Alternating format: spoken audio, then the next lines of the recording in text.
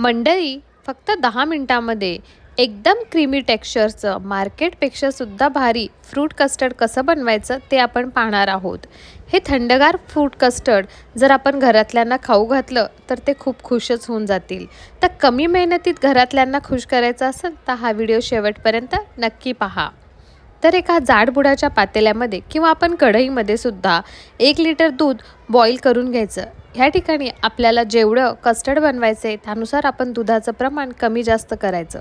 कस्टर्डमध्ये दूध आटवण्याची गरज नसते, म्हणून आपण जेवढं दूध वापरलं आहे त्याच्यात दुप्पट कस्टर्ड बनतं, कारण ह्याच्यामध्ये नंतर फ्रूट्सही ॲड करायचे असतात.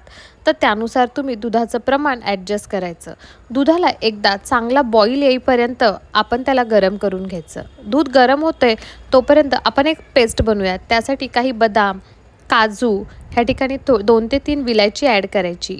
1 ते 1.5 चमचा आपण ह्या ठिकाणी कस्टर्ड पावडर यूज करायची.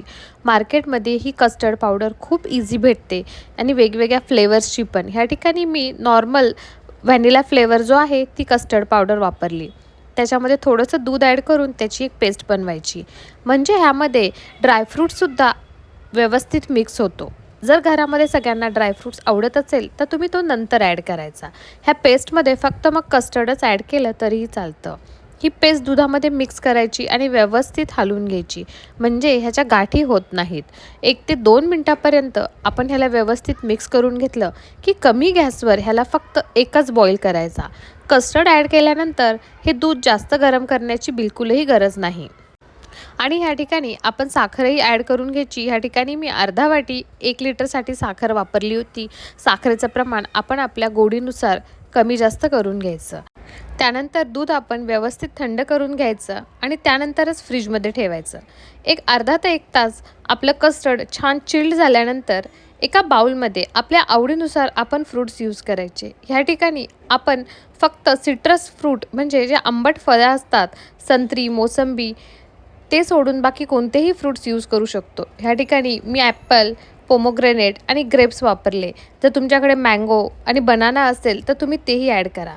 मस्त थंडगार चिल्ड कस्टर्ड त्यावरती आपण ॲड करायचं आणि हे व्यवस्थित मिक्स करून घ्यायचं.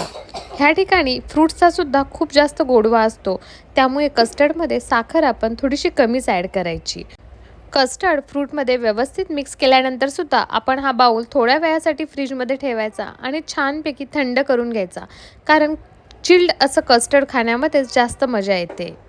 तर मंडळी, फक्त 10 मिनिटांमध्ये आपलं मस्त थंडगार असं फ्रूट कस्टर्ड बनून तयार होतं.